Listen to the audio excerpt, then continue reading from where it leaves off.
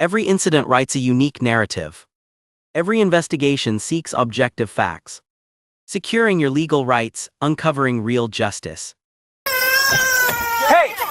Ma'am, stay back. You left an infant in a locked vehicle. Step away from the car. Let me get her, please! Hands where I can see them. Turn around. Stop resisting. Down on the car, now. I'm not. You're hurting me. Got her left. Cuffs going on. Quit pulling. Let me hold You're her. under arrest for child. Keep moving. Down. On your knees. I didn't mean it. I'm so sorry. Lay down. Hands behind you. Stay still. You're under arrest for child negligence. You left a baby in a hot car. I know. I'm sorry. I'm so Stand up. sorry. Watch your step. I just went in for a We'll talk at the station right now. You're going in the car. Bodycam footage begins with a single detail, a toddler's faint cries echoing from inside a locked SUV. Minutes later, the officer who freed that child would be wrestling the mother to the ground while she shouted apologies no one could understand. According to the incident report, the child had been inside the SUV for at least 12 minutes. But what wasn't in the paperwork is what happened next, the moment the mother confronted the officer who had just saved her toddler's life. Witnesses had already gathered around the SUV when Officer Blake Pryor arrived. Most expected a simple rescue. Instead, they watched in disbelief as the child's mother returned, demanding her keys back, right as police were pulling her toddler into safety. Before we go any further, comment where in the world you are watching from and make sure to subscribe because tomorrow's story is one you don't want to miss. Officer Blake Pryor was used to unpredictable calls, but this one carried a tone he recognized the moment dispatch crackled through his cruiser's speakers. A possible child locked inside a vehicle wasn't uncommon during the warmer months, but it was always urgent, always tense. At 34 years old, Blake had built a reputation in Ridge Park County as the officer who kept his cool even when everything around him was falling apart. 12 years on the job, specializing in community safety and child welfare calls, had taught him one thing. Kids didn't choose the danger, adults put them in. He pulled into the grocery store parking lot with the precision of someone who'd done this too many times before. The heat wasn't deadly today, but the sun had been baking the metal cars for hours. As he stepped out, a cluster of bystanders pointed frantically toward a silver SUV near the far end. Blake didn't waste time. Through the tinted passenger window, he could see the toddler strapped in a stroller-like seat. Cheeks red, fists clenched, crying so hard the little body trembled. The child couldn't be more than 2. No adult in sight. "All right, buddy, I've got you," Blake muttered to himself as he radioed for medical standby. He reached for his toolkit, made for locked car rescues, and immediately started working on the passenger side door. The toddler let out a sharp cry as the window gave way with a short pop and crack. Blake reached inside, clicked the door handle, and pulled the child into his arms. "You're okay. You're safe now," he whispered, checking for signs of distress. The child's breathing was rapid but steady. Sweat glistened on the small forehead. That was when he heard the voice. "What the hell are you doing with my car?" Blake turned just as a woman stormed across the lot, blonde hair in a messy bun, keys in hand, grocery bags swinging wildly. Her voice cut through the air, sharp enough to make every witness freeze. This was the mother, Hannah Cole. Though Blake didn't know her name yet, mid-20s, tense expression, and a quickness in her stride that radiated indignation rather than fear. He stepped forward calmly. "Ma'am, is this your child?" "Obviously it is," she snapped, jabbing a finger toward him. "Why are you breaking into my car? Are you insane? Do you even know how much that window costs?" Blake kept his tone steady. "Your child was locked inside, ma'am. Several people reported hearing crying. I had to make entry for their safety." "Oh, give me a break!" Hannah threw her hands up. "I was gone for, 2 minutes? You cops just love causing drama so you can play hero." The crowd murmured at her tone. Blake adjusted his stance. "Ma'am, leaving a child unattended in a locked vehicle is considered negligence. I need you to calm down so I can ask you a few questions." "Negligence? You don't know anything about me," she barked. "You don't know what I deal with, and you don't get to talk to me like I'm some criminal." Blake took a step closer, still holding the toddler. The child whimpered, reaching for Hannah, but instead of softening, she snatched the toddler roughly from his arms. "Give me my kid," she hissed, "and stay away from my car. You've done enough." One of the witnesses, a middle-aged man who'd called 911, spoke up quietly. "Ma'am, he just saved your child." Hannah whirled around. "Shut your mouth! Nobody asked for your opinion!" Blake felt the shift. The witnesses stepped back. The tension rose quickly, the way storms tend to gather. Slow enough to see, fast enough to overwhelm. He'd seen this kind of behavior before, defensive, erratic, almost hostile, and in cases involving children, it was never a good sign. "Mum," Blake said firmly, "I'm going to need you to put the child down so we can talk properly." "No," she snapped, "you don't tell me what to do. This is a child welfare investigation." "You're not investigating anything," she screamed. "You're harassing me." Blake reached for his cuffs. "Ma'am, I need you to stop resisting." "Resisting? I'm not resisting anything," she shot back, stepping away quickly, her movements jerky.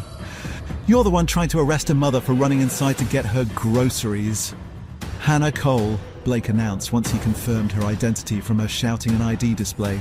"You are under arrest for child negligence." She swung her arm toward him in frustration. "Don't touch me! Don't you dare!"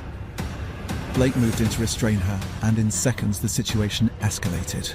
The toddler began crying again as Blake secured Hannah's wrists behind her back.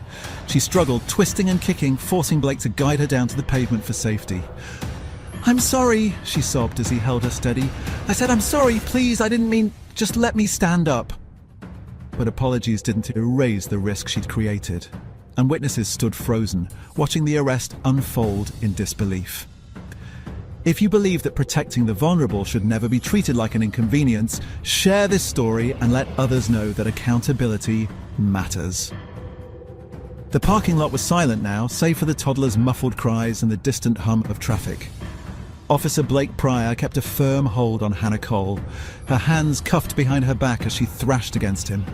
Sweat dripped down her forehead, her breaths coming in sharp gasps, alternating between rage and desperate apologies. "Stop resisting! I said stop resisting!" Blake's voice was steady, though the tension in his jaw was visible.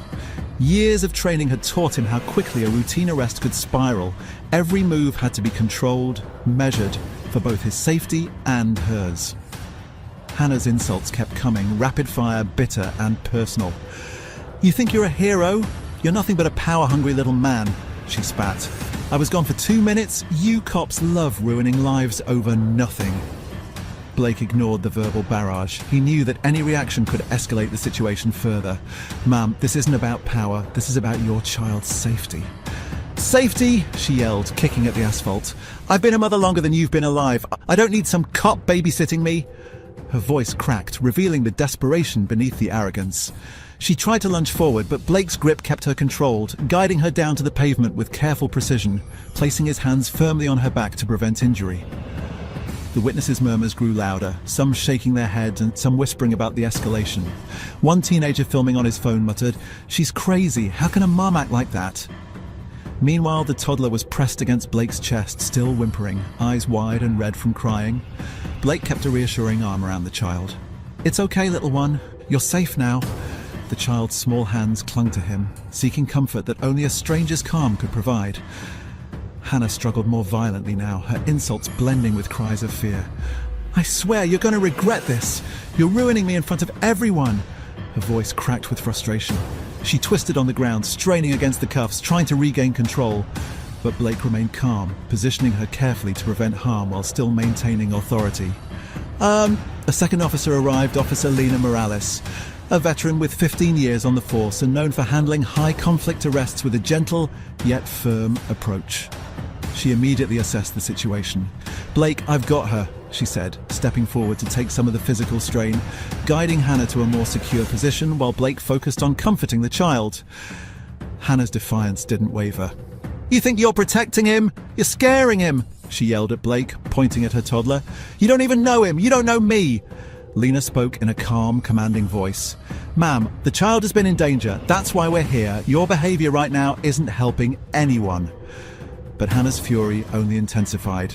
"Danger? You don't know what danger is. You're nothing but a control freak. I don't need this. I don't need you." The officers exchanged a glance. They had anticipated resistance, but not the relentless verbal attacks layered over physical struggle. Blake's mind raced.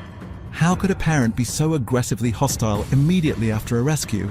It was a scene that would later dominate social media, capturing the tension, fear, and incredulity in one sequence.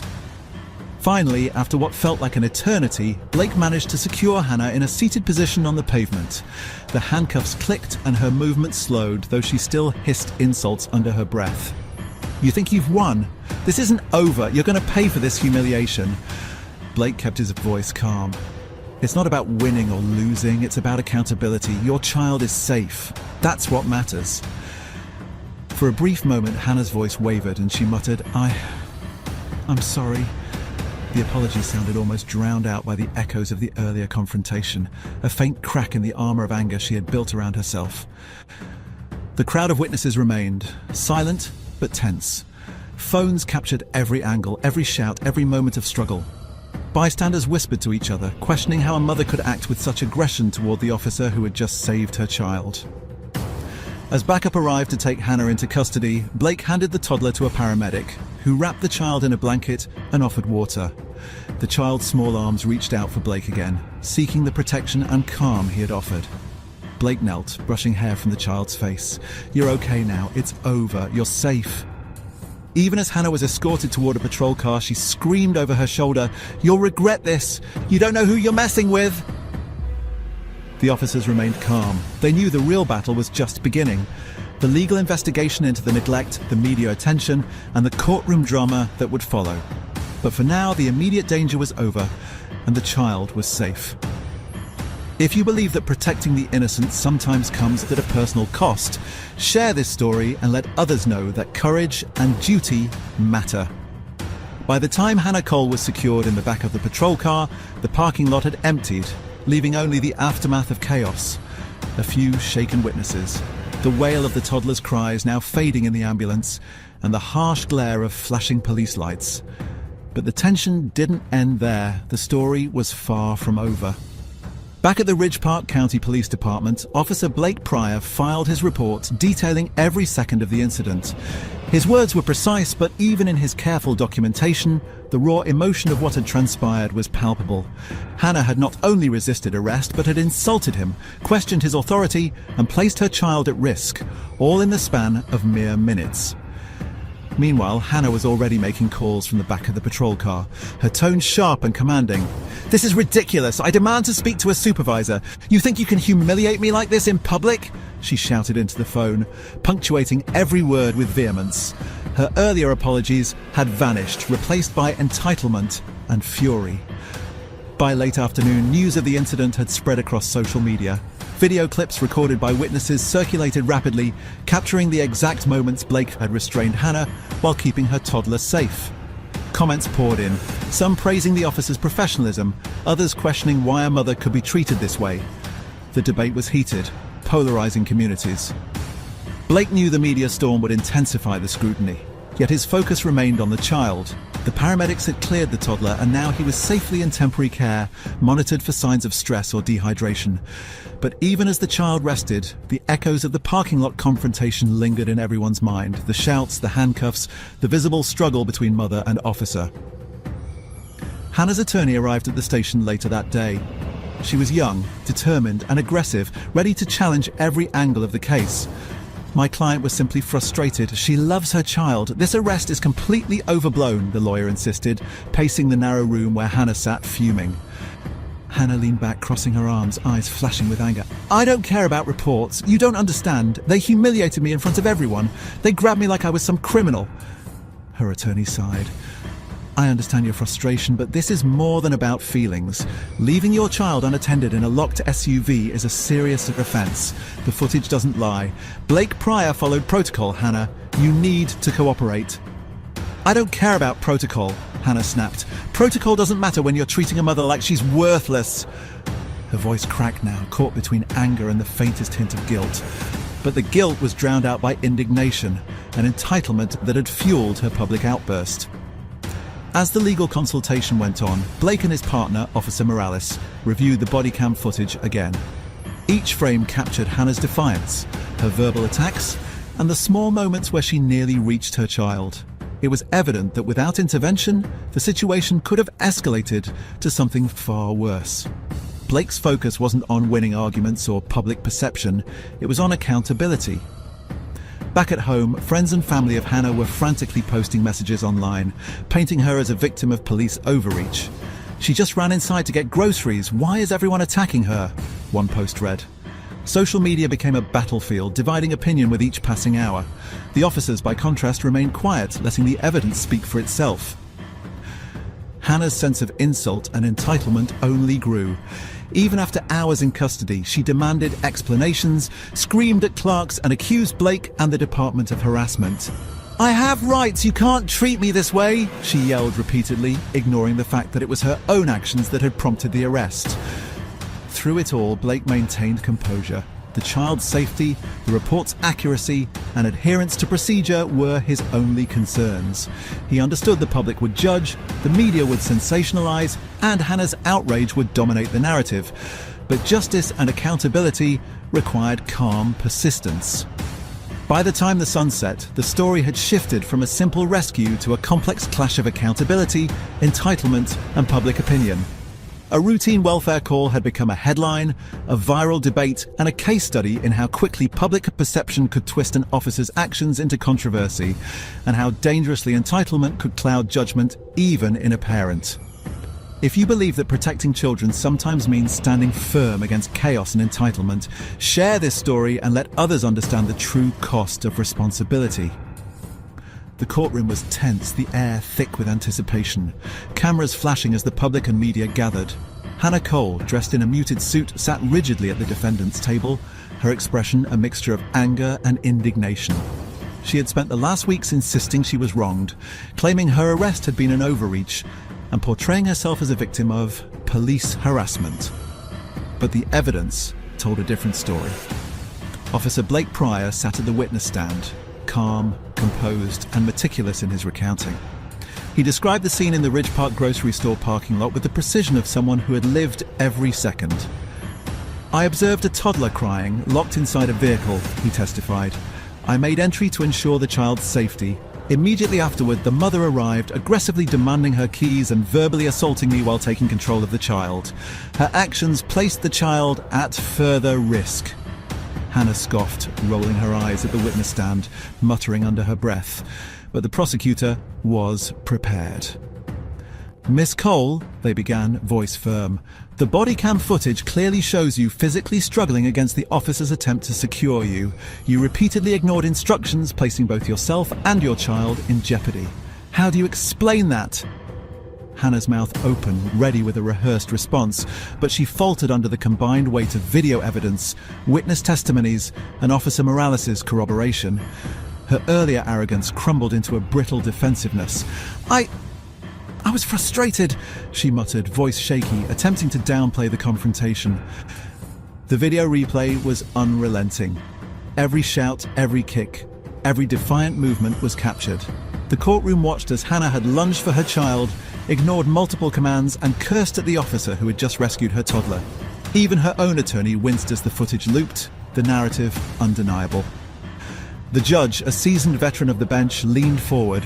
"Miss Cole," they said, voice deliberate, "this court recognizes that emotions run high in stressful situations, but leaving a child unattended in a locked vehicle is not a minor oversight. It is negligence.